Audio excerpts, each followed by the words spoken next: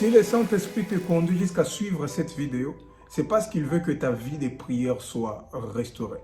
Ce n'est pas toi qui veux restaurer ta vie de prière, mais Dieu t'aime tellement que le Saint-Esprit te dérange intérieurement. Il veut te retrouver encore dans sa présence. Dans cette vidéo, nous allons voir 7 choses qui vont t'aider à retrouver définitivement ta vie de prière. Si aujourd'hui tu n'arrives plus à prier, rassure-toi, c'est parce que tu as fait un certain nombre de choses qui ont détruit ta vie de prière.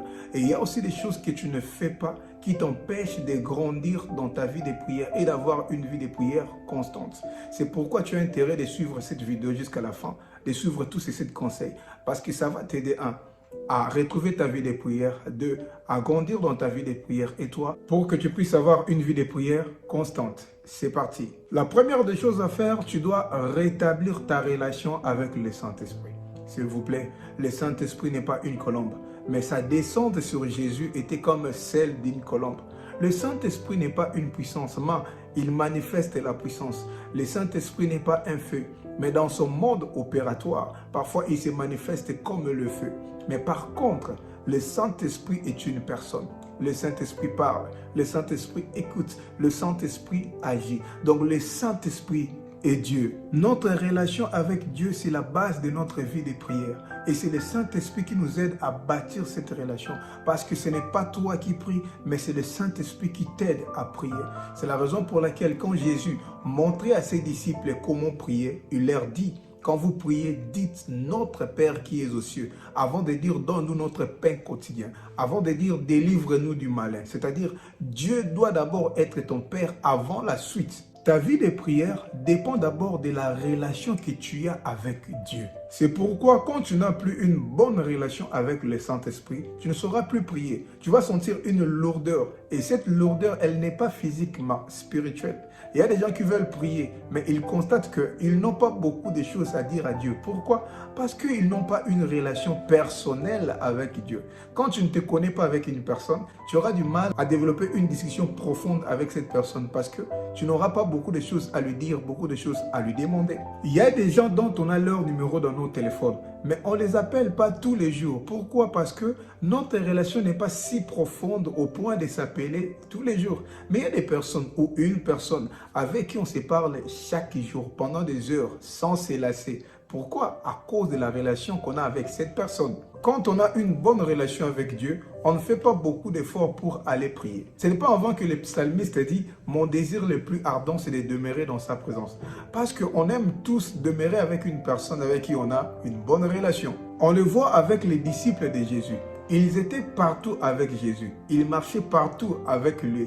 Quand Jésus faisait les miracles, ils étaient là. Mais quand il fallait prier, ils étaient incapables de veiller même pendant 1 heure. Jésus les a réveillés à maintes reprises, mais ils étaient toujours incapables. Ce n'est pas parce que tu viens tous les jours à l'église que tu auras une bonne vie de prière. Ce n'est pas parce que tu es à côté d'un homme de Dieu que tu auras une bonne vie de prière. Ce n'est pas parce que tu sers Dieu à l'église que tu auras une bonne vie de prière. Mais cela n'est possible que grâce à ta relation personnelle avec le Saint-Esprit. Je veux peut-être te choquer. Beaucoup prier, ce n'est pas d'abord ça, avoir une bonne vie de prière. Prier pendant longtemps, c'est bien, mais ce n'est pas d'abord ça, avoir une vie de prière. Prier avec les autres, c'est bien. Nous prions en ligne, on prie avec le bien-aimé à la montagne, c'est bien, mais ce n'est pas d'abord ça, avoir une vie de prière. Parce que la vie chrétienne, ce n'est pas d'abord une question de collectivité, mais c'est une question personnelle. Prier avec les autres, c'est bien, mais Dieu a besoin de toi. Et lui, seul, la seule dans sa présence. Il y a des choses que Dieu ne te dira pas quand tu es dans la foule. Il y a des choses que Dieu ne dira même pas à ton pasteur, mais il les dira seulement à toi-même. C'est pourquoi tu dois avoir des moments d'intimité personnelle avec Dieu. Ce n'est pas d'abord une question de beaucoup prier, mais de l'intimité qu'on a avec Dieu dans la prière. Ce n'est pas d'abord une question de prier pendant longtemps, mais de la profondeur qu'on a dans la présence de Dieu. Les disciples de Jésus qui autrefois avaient du mal à veiller même pendant 1 heure, mais quand ils ont été baptisés du Saint-Esprit, ils ont commencé à bâtir une relation profonde avec le Saint-Esprit. La Bible dit dans Actes 2:42, ils ont commencé à persévérer dans la prière. Donc, la première des choses à faire, c'est d'arranger ta relation avec le Saint-Esprit. La deuxième des choses, débarrasse-toi de tout ce qui nourrit ta chair. Parce que d'un côté, tu as la chair, de l'autre côté, tu as l'Esprit de Dieu. Et ton âme est neutre. Si tu nourris ton âme des mauvaises choses, ta chair va te dominer. Mais si tu la nourris des bonnes choses, l'Esprit de Dieu va te dominer. Et quand tu es conduit par le Saint-Esprit, prier devient facile. Si tu veux prier, tu veux restaurer ta vie de prière. Tu fais beaucoup d'efforts pour y arriver, mais tu n'y arrives toujours pas.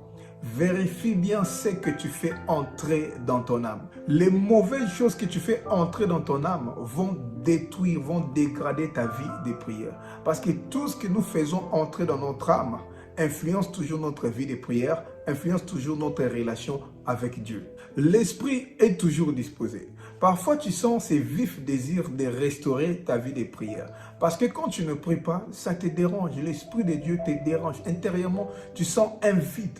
Et tu te dis même, je vais prier cette nuit. Arrivé la nuit, tu te dis, non, je vais prier simplement demain. Tout ce que nous faisons à longueur de journée influence notre âme. Quand tu as des discussions qui ne glorifient pas Dieu, tu parles avec quelqu'un, il aborde un sujet, tu sens que le Saint-Esprit est attristé. Il te dit même que ça, ce n'est pas pour toi. Mais ton côté charnel te pousse à continuer avec ça. Écouter la musique mondaine qui t'expose à des passions charnelles. Il y a des chansons, quand tu les écoutes, tu n'as qu'une seule envie, aller prier. Tu as même envie de parler même en langue. Si la musique chrétienne fait ça, la musique profane, sans que tu te rendes compte, laisse quelque chose au niveau de ton âme. Les films que tu regardes, les vidéos que tu regardes sur les réseaux sociaux, les personnes que tu suis, même sur TikTok, influencent ton homme intérieur. Tu tombes sur une vidéo, tu tombes sur quelqu'un qui dit des choses bizarres. L'esprit est dérangé, il te dit non, pas ça. Mais je te dis non, je vais suivre seulement un peu. Non, je ne vais pas suivre dans un mauvais sens. Ça détruit ta relation avec Dieu. Quand tu rentres le soir, tu n'as même pas envie de prier. Parce que tout ce que tu as fait pendant la journée a laissé quelque chose au niveau de ton âme. Cela a nourri tes passions charnelles. C'est ce qui pousse beaucoup de gens à tomber dans l'impudicité, à se masturber et à tomber dans la pornographie. Quand la Bible dit « Veillez et priez afin que vous ne tombiez pas dans la tentation », veiller ne veut pas seulement dire refuser de dormir, mais aussi être aux aguets, être vigilant, surveille-toi.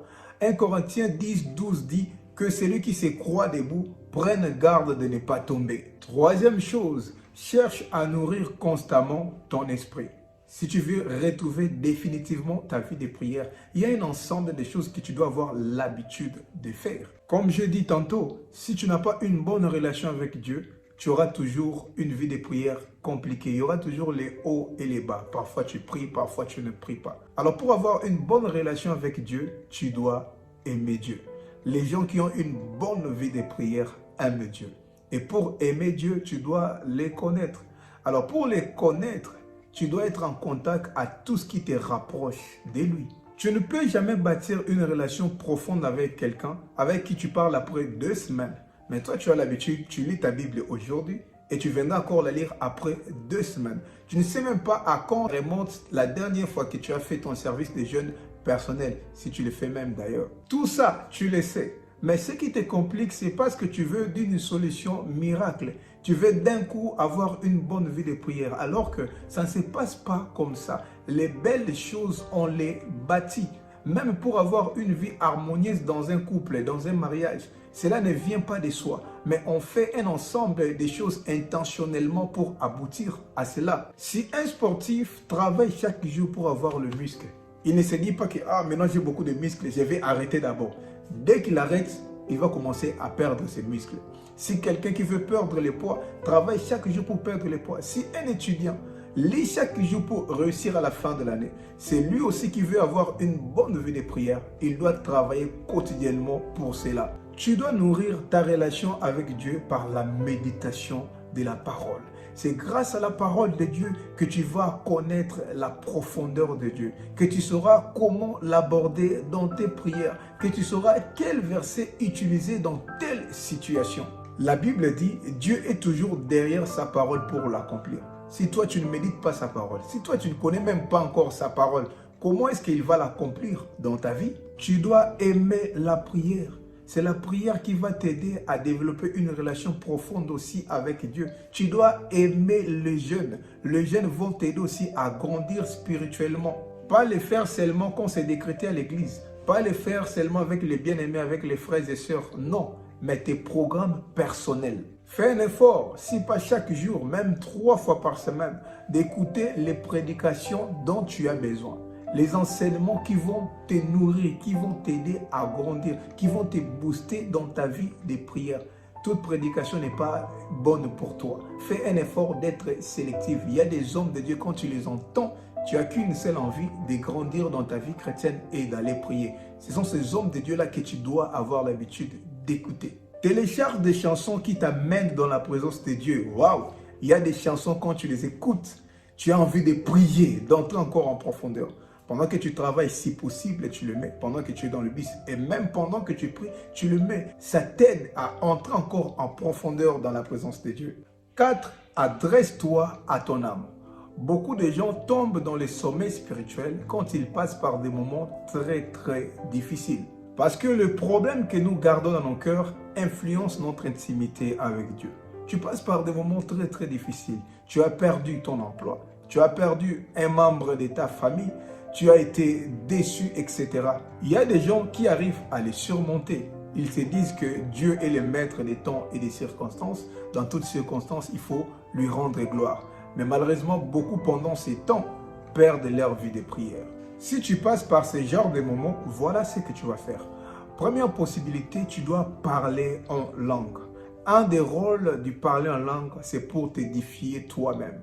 1 Corinthiens chapitre 14, verset 4, la Bible dit, celui qui parle en langue s'édifie lui-même.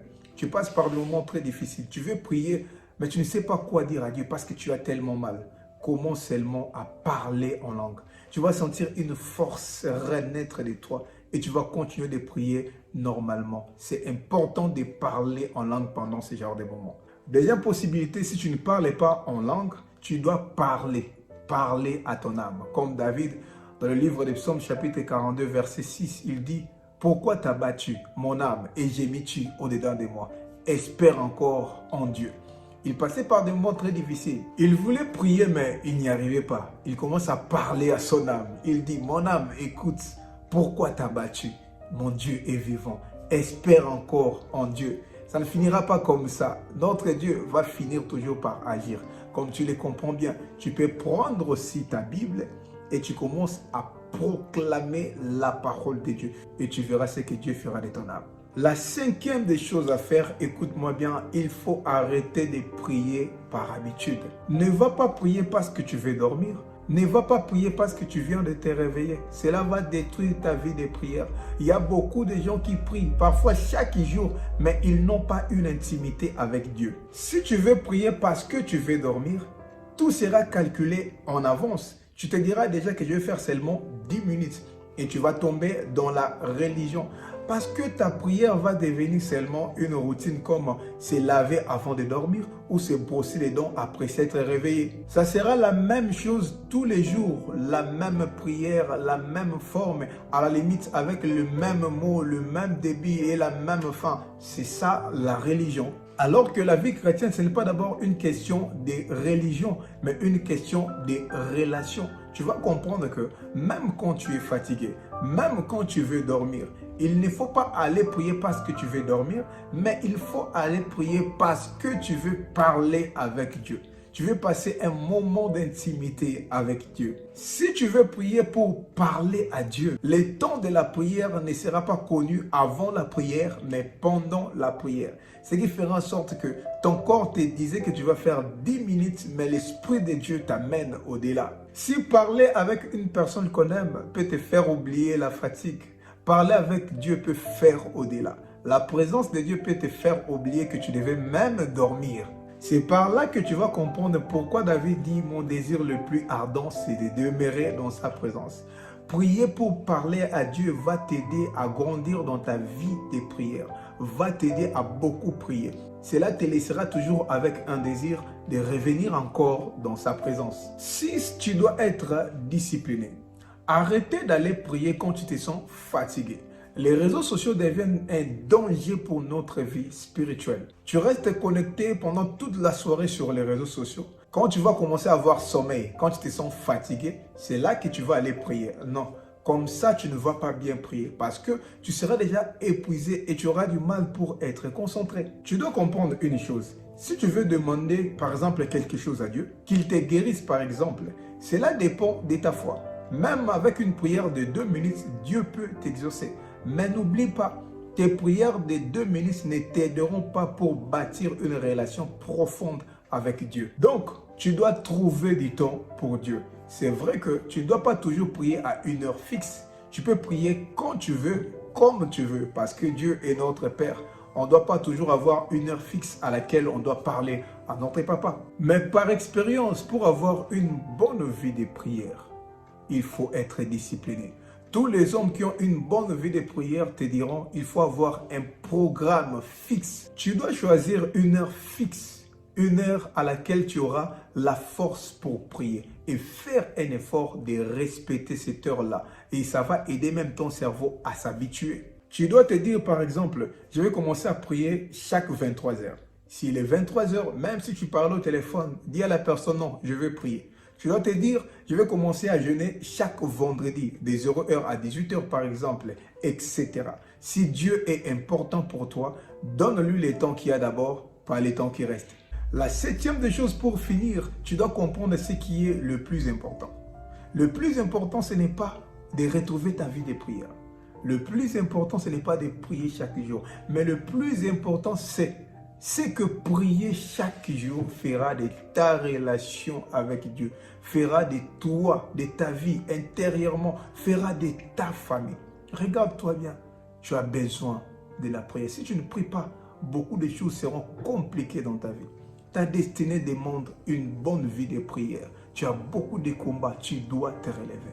Alors pour être sincère, suivre seulement cette vidéo ne suffit pas. Si tu ne l'as pas encore fait, juste après avoir commenté cette vidéo, prends un instant pour parler à Dieu. Demande à Dieu de restaurer ta vie de prière. Parce que ce n'est ni par la force, ni par la puissance, mais par son esprit. Car sans lui, nous ne pouvons rien faire. Que Dieu nous bénisse. Like la vidéo, partage la vidéo avec la famille. Il y a beaucoup de gens qui veulent aussi retrouver leur vie de prière. Abonne-toi si c'est pour toi la première fois. On se voit à la prochaine vidéo.